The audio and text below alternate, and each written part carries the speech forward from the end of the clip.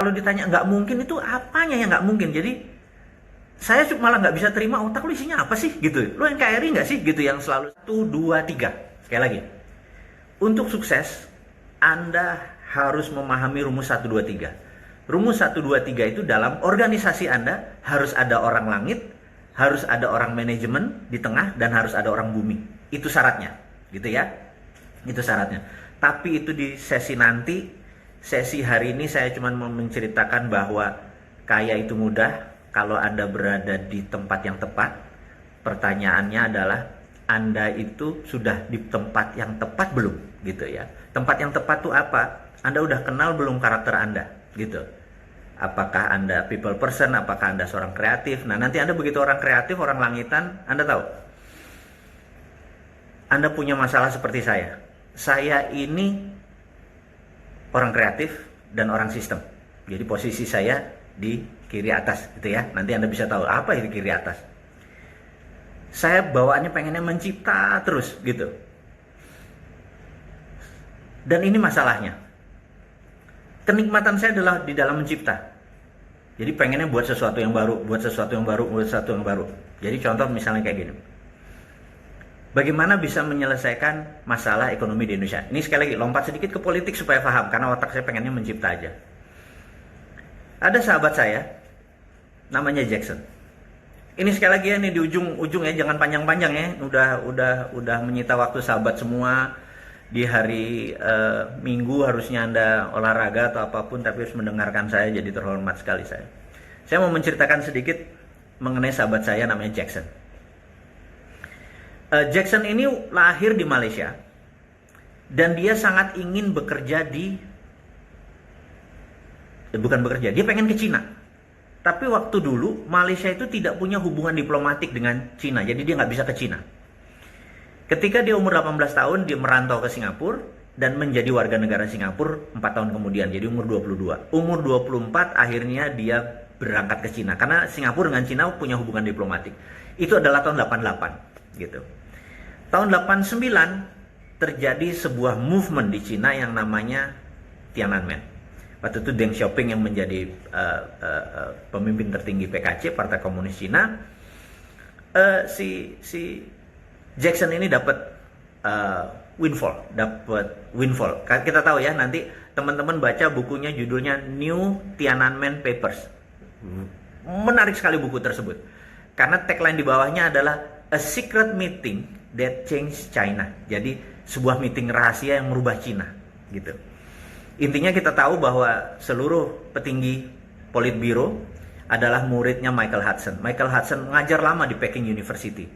Dan Michael Hudson adalah guru besar MMT, guru besar Modern Monetary Theory. Jadi tahun 89 Cina memutuskan tidak join IMF, tidak join World Bank, tapi menggunakan printing money berbasis MMT. Yang menarik dari ceritanya Jackson adalah di tahun 90-91 itu Cina bagaimana cara mengeluarkan printing money-nya, bagaimana uang ini bisa beredar ke masyarakat supaya masyarakat dapat untung, gitu ya. Yang dilakukan adalah kalau Anda punya tanah ini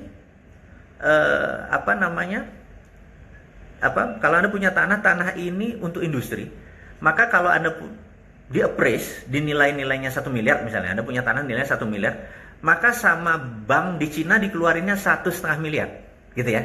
Saya ulangi, kalau di Indonesia rumah properti Anda nilainya 1 miliar, uangnya cuma 70%, benar nggak? Kalau di Cina waktu itu keluarnya 1,5 kali, gitu ya. Sehingga ekonomi Cina tumbuh dengan cepat. Pertanyaan, rugi nggak pemerintah Cina? Bayangin, Anda punya tanah 1 miliar, dikeluarkan duit 1,5 miliar, dan 1,5 miliar tadi dibikin pabrik, gitu ya. Di atas tanah tersebut kan nilainya di 2,5, 1,5 tambah 1 kan nilainya jadi 2,5.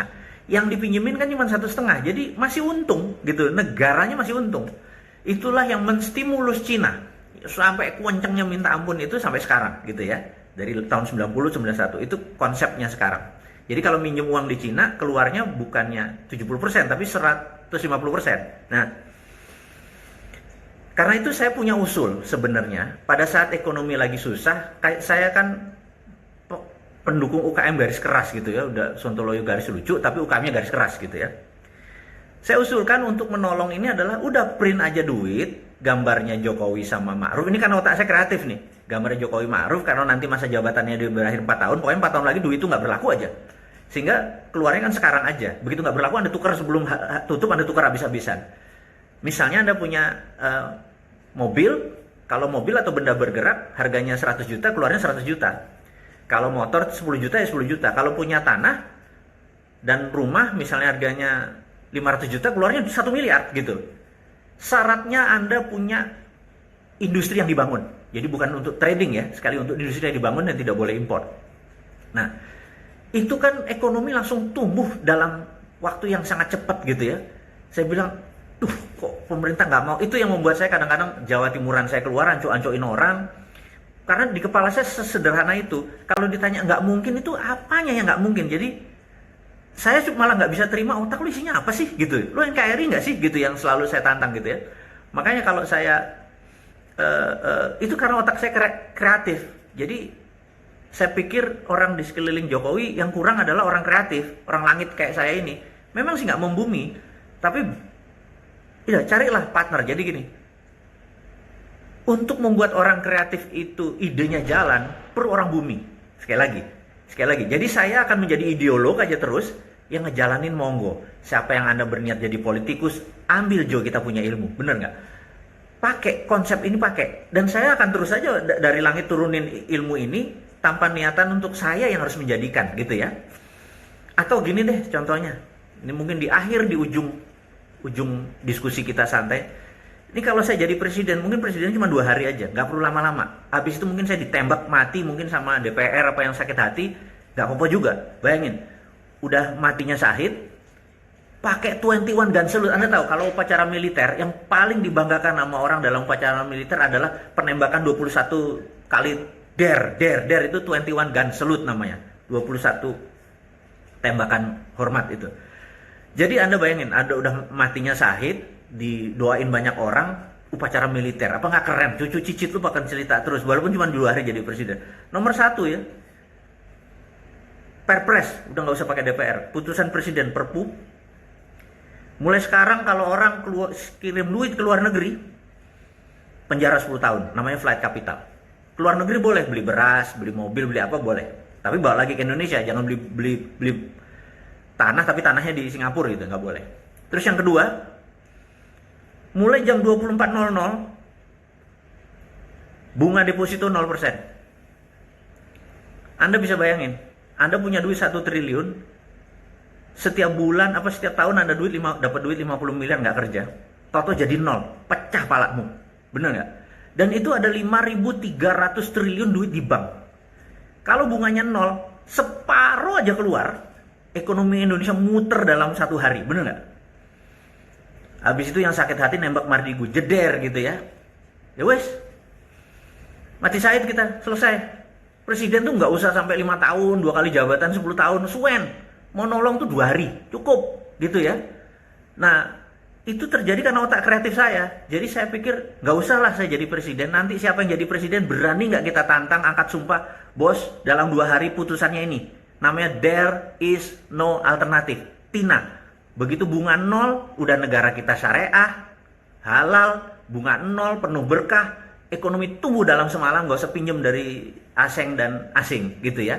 Sekali lagi, dengan demikian di ujung dari perjumpaan kita kali ini saya cuma mengingatkan, saya adalah orangnya kreatif di atas, kreatifnya kiri dengan sistem. Untuk sukses, saya memerlukan tim manajemen, tim-tim seperti tim saudara saya di bisnis hack, itu adalah teman-teman saya di tengah, dan orang bumi yang membuat ini menjadi sistem ini jalan. Nah, Anda di mana?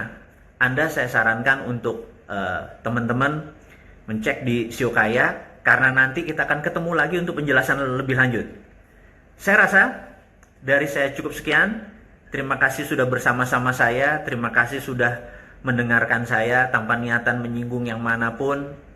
Sukses buat Anda semua. Stay healthy, stay waras, semangat, dan keep in touch. Saya akan terus menemani Anda melalui acara di IG Live ini. Assalamualaikum warahmatullahi wabarakatuh.